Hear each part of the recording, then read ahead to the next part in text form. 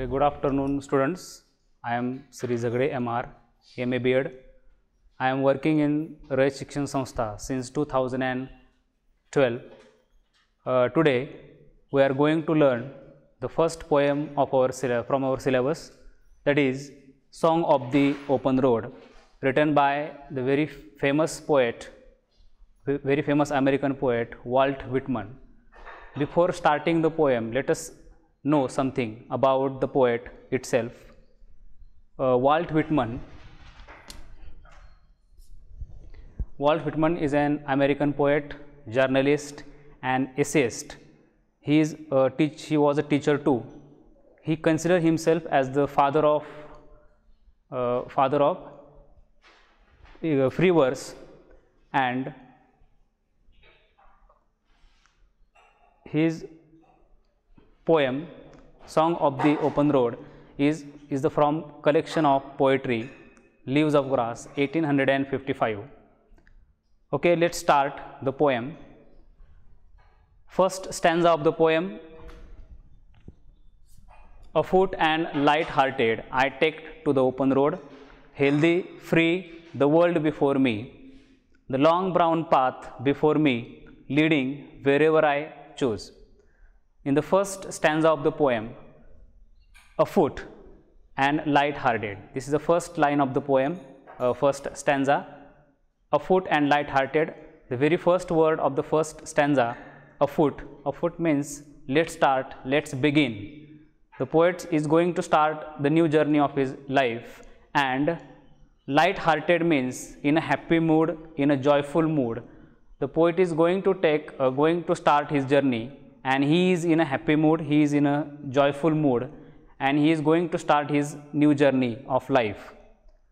I take to the open road.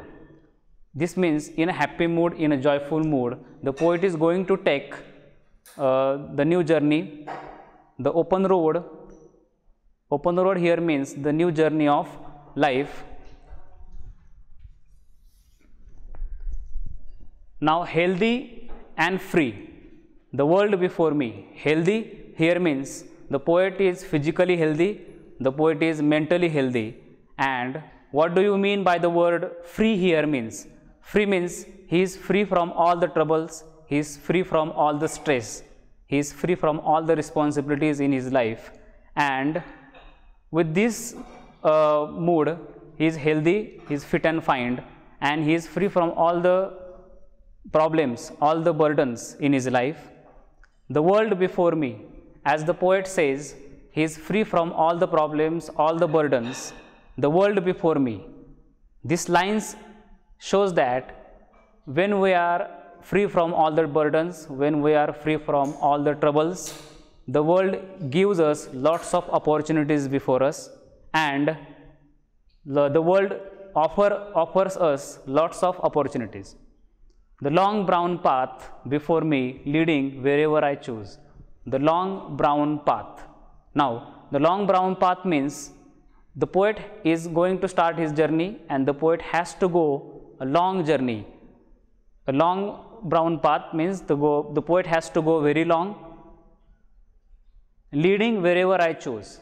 Here, by this line, leading wherever I choose, this line means the poet wanted to say that he wanted to choose his own path. He doesn't want, the destiny won't choose his path, but the poet himself choose his own path. He is the maker of his own path. Okay, in this way, the first stanza of the poem, the poet says, we see the poet is very optimistic. The poet's attitude is very positive one. Now, let's turn to the second stanza of the poem. Henceforth, I ask not good fortune, I myself am good fortune. Henceforth, I whimper no more, postpone no more, need nothing. Done with indoor complaints, libraries, querulous criticism, strong and content, I travel the open road. Henceforth, this is the new word coming in the poem. Henceforth means from now onwards. Henceforth means from this moment. From this moment, the poet says, I ask not good fortune. Good fortune, the another new word. Good fortune means good luck. Good luck, the best time of the life. The poet says, I ask not good fortune, I myself am good fortune. The poet is not asking for good fortune because he is going to make his own destiny. Henceforth, I whimper. Whimper, the another new word. Whimper means crying, always crying for small things. The poet says, henceforth, now for onwards or from this moment, I whimper no more. I don't cry. I don't cry for small things. Postpone, the another new word. Postpone means to delay. The poets don't want to delay anything. No more, need nothing. He don't need anything, because as we know earlier in this first stanza, the poet is in a different mood. Poet is in a happy mood. Poet is in a joyful mood, and he is free from all the troubles. So the poet says he don't need anything. He don't postpone anything. And so here the poet, from this line we conclude that the poet is very optimistic in his life. Now next, done with indoor complaints. Indoor complaints, you must know about indoor games, but not about indoor complaints. What do you mean by indoor complaints? Indoor complaint means the problems among family members, problems among the people, between the people. Then libraries. Libraries, why do the poet uses this word libraries? Libraries means the poet has written so much poetry in his life. So with his experience, he uses the word libraries. Then querulous criticism. Now the new word querulous. Querulous means in an irritated form, in a very sad mood. Querulous criticism. Criticism means always finding fault with others, done by others. So the poet says querulous criticism. The poet is not going to affect by the criticism made by the society. So he is very optimistic in his mind. Then the last line, and the very important line in this poem, strong and content, I travel the open road. The poet is very strong, physically strong, mentally strong. He is very fit and fine. Then content, this word is it is a very significant word. Content means satisfied, internally satisfied. He is very internally satisfied, and with this mood, he is very strong. He is mentally strong, he is physically strong, and he is very internally satisfied. He is internally happy, and with this mood, he travel the open road. He is going to start his own journey. He is going to start his new journey in his life. Now we are going to turn to the next third stanza of the poem. The earth that is sufficient. I do not want the constellation any nearer. I know they are very well where they are. I know they suffice for those who belong to them. Okay, the third stanza of the poem. The first line, the earth that is sufficient. This line is related to the the last line of the second stanza. In the last line of the second stanza, we find that the poet is a very satisfied. He is internally happy. He is satisfied, and he says that the earth that is sufficient means the poet. There is enough for the poet for survival. There is enough for the poet to make his survival. The earth has already given him, that is sufficient for the poet. Then the next line, I do not want the constellation any nearer. Now another new word coming in the poem, constellation.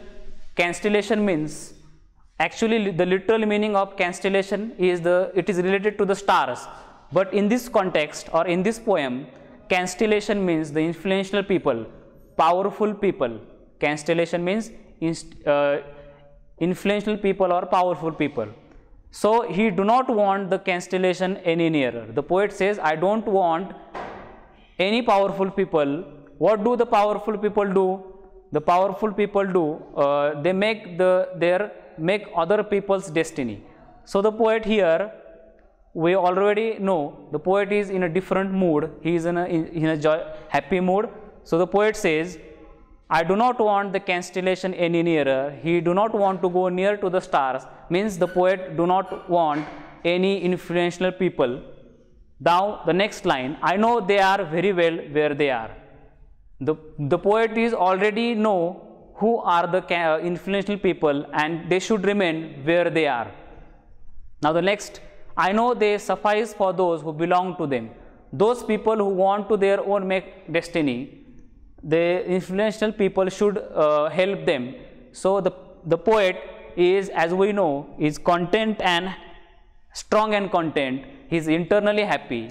He don't need anything more in his life.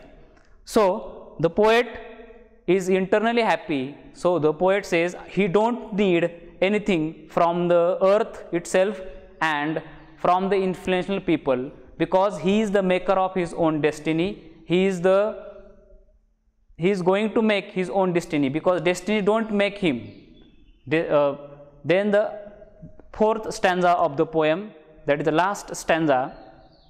Still here I carry my old delicious burdens.